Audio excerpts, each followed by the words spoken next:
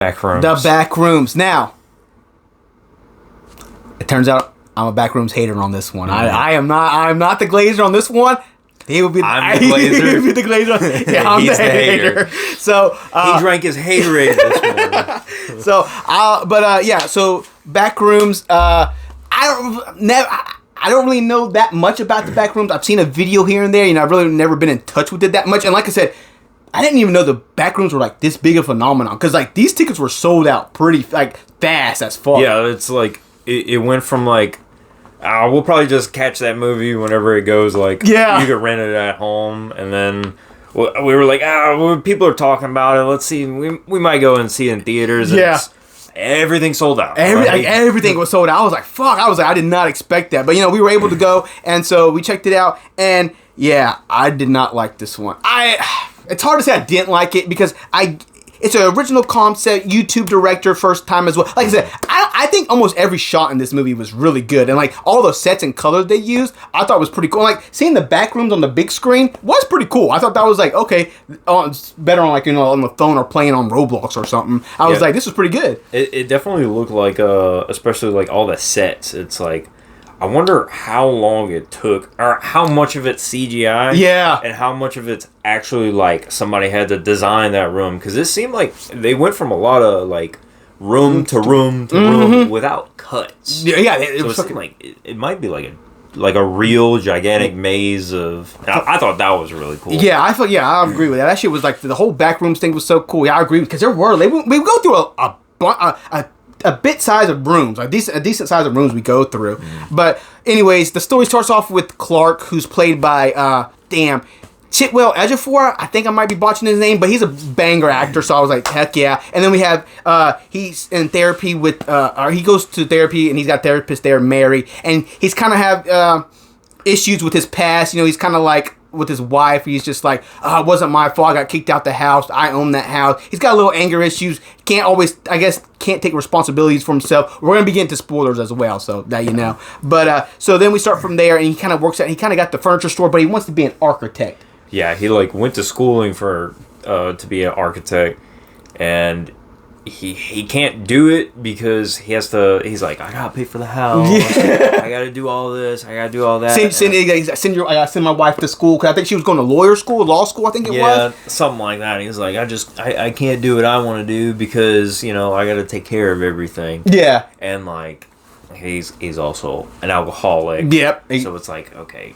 how much of this is actually, like, true? How much of it's like, I don't know. You're only getting one viewpoint, because they never actually show the wife. Yeah, they never showed the wife. Yeah, so you're only just taking his word for it. And like I said, they give you, like, okay, this kind of, I don't know if I'm believing your whole story. There's probably, but on the other end, that therapist was fucking weird too. Yeah, because she's just like, okay, like I said, I don't know how they do in therapy or whatever, but she's just like, I doubt they're doing. So what she does is she's like, let's reenact. Yeah. Like, the last, like, major fight that you have with your wife. And, like, if I was a therapist, I'd be like, okay, let's kind of, like, let's stay away from this shit, or you can think about it, but try and, like, move past it, or think of a better way to handle it. But they're like, yeah, let's rehash this out. Yep. I'm gonna be your wife, and you have to be angry, and you have to give me an authentic reaction. And that's what it does. Like I said, I think everyone, like I said, all the acting in here is pretty good. Like, they have solid actors in here, so the acting was not bad at all. Like I said, Chitwell always gives a fucking solid performance. So, and like I said, and he does. And if we're gonna praise the movie for good acting, I think there's some acting he does in other movies that get shit on. So that's all I'm saying. But yeah, so like I said, they do a little therapy session where you kind of see where he's like, he calls his fucking, he calls his wife, a fat ass bitch or whatever. He's just like, and so he's just like, I'm sorry. He's like, am I talking to you? Am I talking to the therapist, or am I talking to my ex-wife right now? Yeah. And she's like, and so then he, like, gets up and leaves. And so that's when he goes back to the fucking furniture store. My bad. Fucking furniture store was blanking on me. And he's just sitting there drinking or whatever, but he's having a problem with the electricity, because, like, some lights go off, some stay on or whatever. So the power guy. Oh, and he's since his wife took the house, he's having a sleep like in one of the model beds at the furniture store, drinking a whiskey bottle, and then like the lights are flickering on and off. So and then it turns like even the electricity guy was like, "What happened?" There turns out there's some buttons at the very bottom of like the all the breakers are lined up in a row, and then at the bottom there's like 2 breakers that are like cockeyed. Like it's really not supposed to be. Like nobody would ever do this. Yep, exactly. And so they're like, "Oh, where do they go to?" They click it, but nothing happens. So then eventually he goes down there that night. He messes with it, and then it turns on. He's just like, "Oh," and he turns it back off, but it doesn't turn back on. And so then is that the same night he falls into the wall? Yeah, because he turns everything off, and it doesn't turn off, and then he turns the 2 weird switches off, and then everything shuts off, except for like a slit. The slit when he's walking by. Oh, yes, gotcha. There's a slit in the wall, and there's just a little bit of light coming through. Yeah. So he's like he's trying to hear what's on the other side, and he falls through like, into the back rooms. Yep. And I guess curiosity is a crazy thing because he does go into the back rooms, and now it's the back rooms now, and he's got a little bit of furniture pile up, so nothing crazy conspicuous, but he walks in there a further, like a good bit of ways. It was making me nervous. So I was like, man, you're gonna get lost. Like, he's left, right, just keeps on going. He just goes. I'm like, man, you didn't leave no trail, no rope, or no nothing. You're just walking.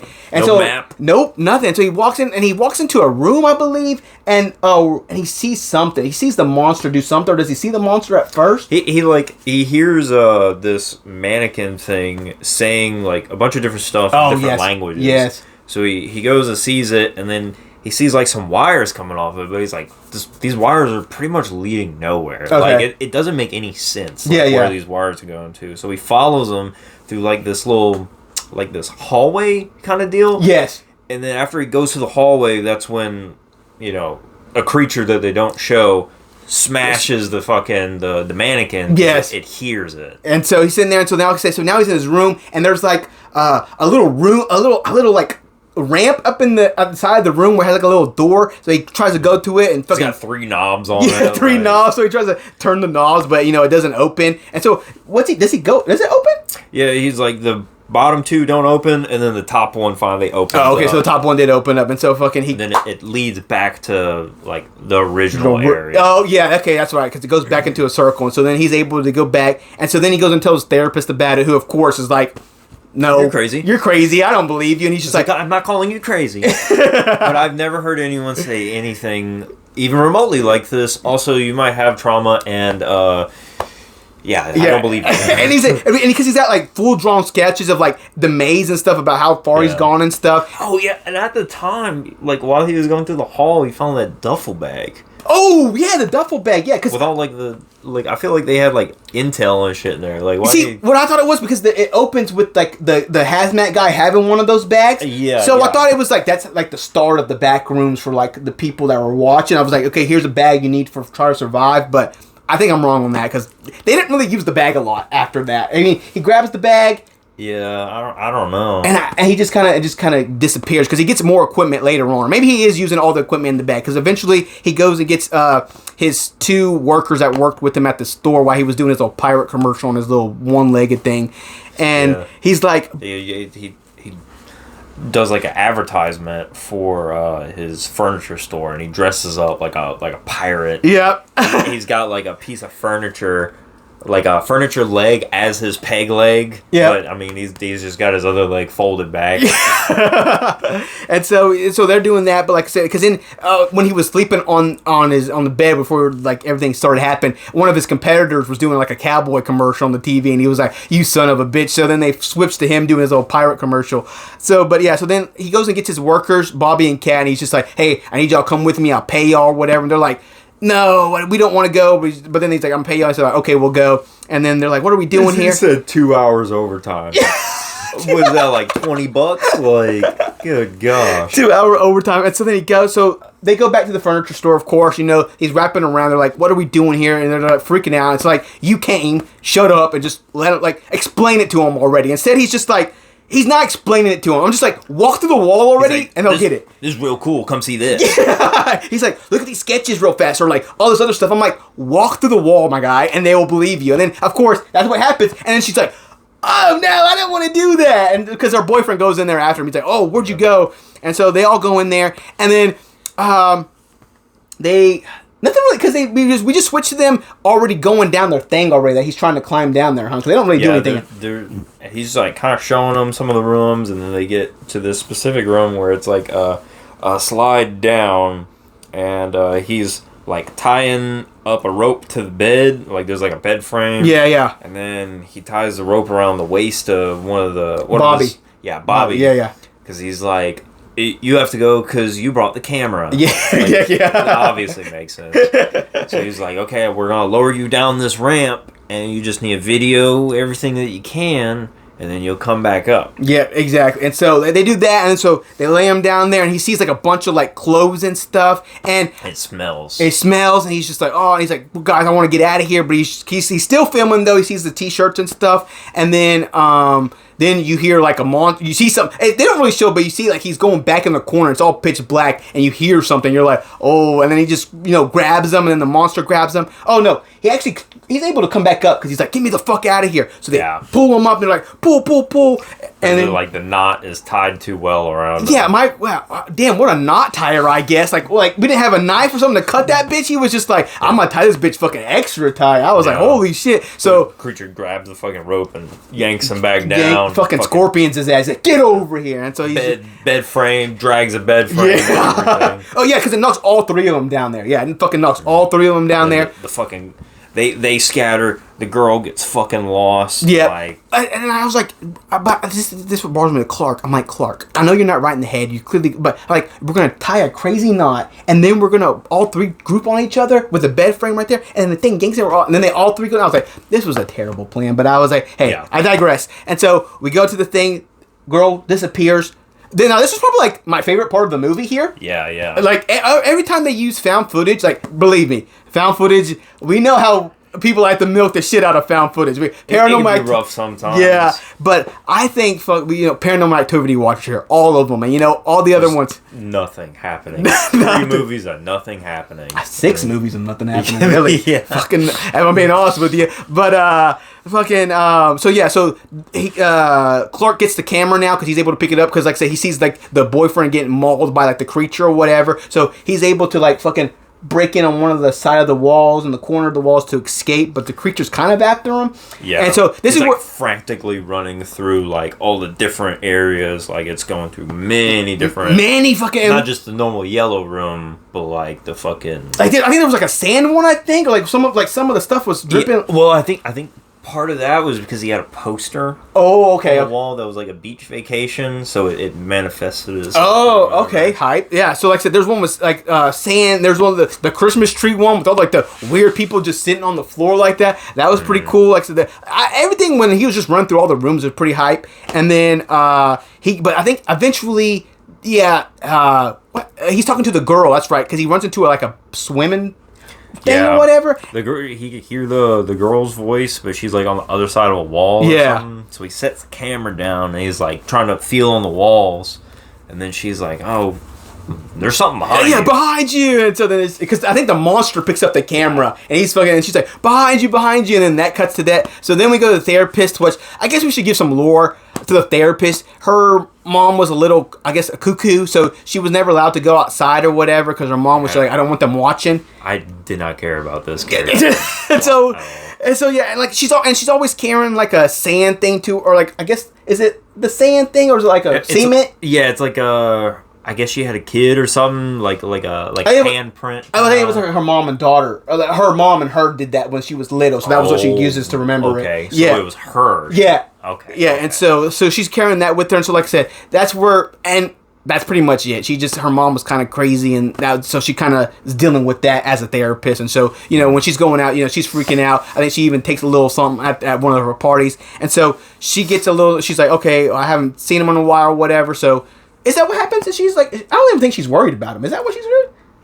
She got like a message saying call. Like, yes. Yeah, he was like, I'm not coming back. I found the window. And I'm like, okay, what the fuck's happening? Exactly. Like, this is just getting kind of convoluted just to get convoluted. And so she's like, okay, I'm going to go to the furniture store. She goes to the furniture store. Of course, she goes all the way to the room, and she's like, oh shit, and then she starts because at this point he like taped up. Yeah, taped up the door. What they didn't really kind of explain is I guess he's been going in there for like a while or something. And see, I would have liked to see more of that because he's all of his maps are like really well drawn out, and it seems like he's covered a lot of the back rooms. Yeah. So it's seemingly endless place, and he's got like a lot of like just mapped out on boards and all that kind of shit. And he's made like an outline of where the exact door is. Yep, and so I was like, okay. They kind of like skip over that. Yeah, they really do. It's just kind of like all of his like experimenting or researching of the rooms. You don't really see. It's just he implies that he did it, and he just shows you all his drawings. It goes from him like, I don't know what's going on down here. I'm getting chased by this monster to I'm as close to an expert as you can.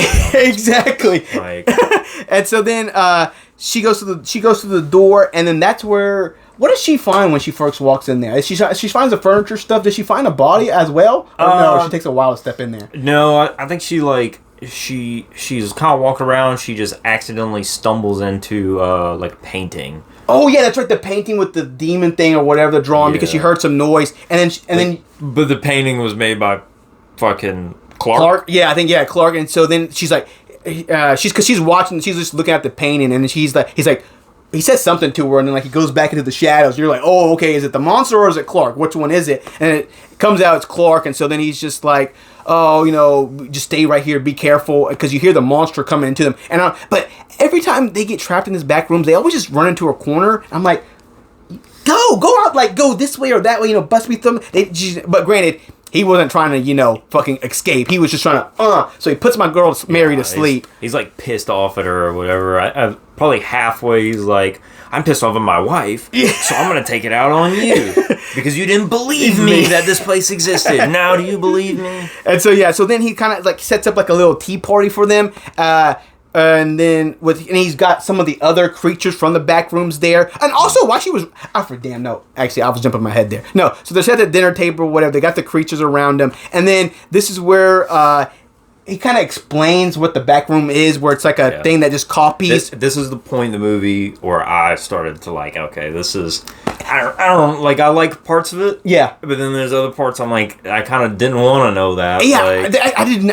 sometimes things are better left, like, not explained. And so this was one of them where I was like, I didn't really... I wish it was just been more like, the back rooms trying to attack us or I don't know, something like that, because nothing of what the characters were interesting. I just never was like invested in them. Now, in like this whole monologue, which is good, like he does he delivers that shit perfectly. That's my boy right there. But I did not care. I was just kind of checked out. I was just like, okay. Those movies where you didn't really need a monologue. Yeah. Like, you don't need a fucking villain or whatever. Yeah, because he's just kind of like, it's all your fault or whatever. And then he cuts out one of the. I think the redheaded girl was another version of the therapist. I believe. I think it's his wife. Oh, is it his wife? I think it is his wife because his wife. So they got multiple creatures in there. They got like kind of like a heavyset guy. Yeah. But it shows all of it. He's got multiple eyes all over his face, and his face is kind of it's warped, but it's almost like I don't know. It's you're. It's almost like AI. If AI had to come up with how a human looked, it's kind of like if you ask someone who'd never seen a dog before to draw a dog, and they probably get most of it right. And so, like I said, so that was that. And there's multiple creatures in there like that, and then two of them we haven't seen in the movie. Nope. And then one of them is this redheaded woman, and later on there is a after he explains what the creatures are, is like they're like copies of stuff, like they can't really feel nothing or anything. Yeah, they're basically like just husk of like fucking husk. They're fucking nothing in there. They're just shallows of fucking ourselves, or just like a copy of ourselves or whatever. Yeah, they're of something, and every time they're like remembered by the backrooms, they change a little bit. Yep. But like they're kind of their cores kind of the same.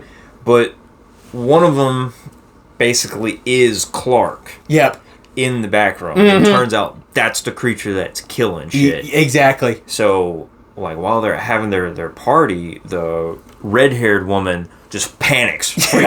She's just standing there doing nothing, Clark, the real Clark, goes and scalps her. Yep. And she's got no reaction, doesn't say anything, just completely bland. Yeah. And just out of nowhere, afterwards, she just panics and just like runs into a corner and is just like frantically trying to escape. Yep. And that's when they show like Pirate Clark. Yeah, and see, I don't know, because this is where I want to know, because I think the big monster reveal was also because like I'm assuming it's like that's like his worst personality. It's copying his persona or whatever, and I just thought. Because I was like, let it be like, I was really hoping it was going to be like that demon monster or whatever, because we haven't seen the monster the entire time, and so it's like, I guess the real monster is yourself kind of deal, and I was like, okay, maybe. I would have preferred it be like a crazy like demon monster or whatever it is. Yeah.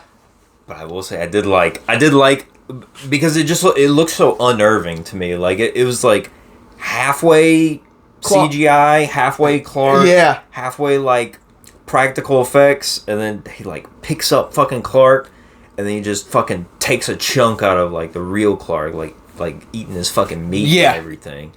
And so he fucking eats him, but yeah, I was not fucking with the pirate, bro. I could not get with the pirate, bro. I was just like, that just looks too fucking goofy. Another thing that I like too is like whenever the pirate's chasing him, or the therapist, Mary. Yeah, therapist starts running away because Clark's fucking dead. And she's like running through all these like crazy fucking rooms, and then she enters into this big open room that looks pretty much like the furniture store. Like fucking. I thought you were gonna. I thought, did she go there first, or does she go like to that big room with like the? No, she goes there first. Oh, she goes. Yeah, because it's like a Monster Inc. room where, you know, that Monster Inc. thing where it's got all the doors or whatever. Yeah, and it's endless fucking pit of nothing but doors and like service tunnels. Yeah. It's like they have one set of stairs going up, like there's no supports or anything. It's just literally just stairs going up to the ceiling, and then there's like a hatch on the ceiling. Exactly. I said I thought that was cool. I just wish we would have done.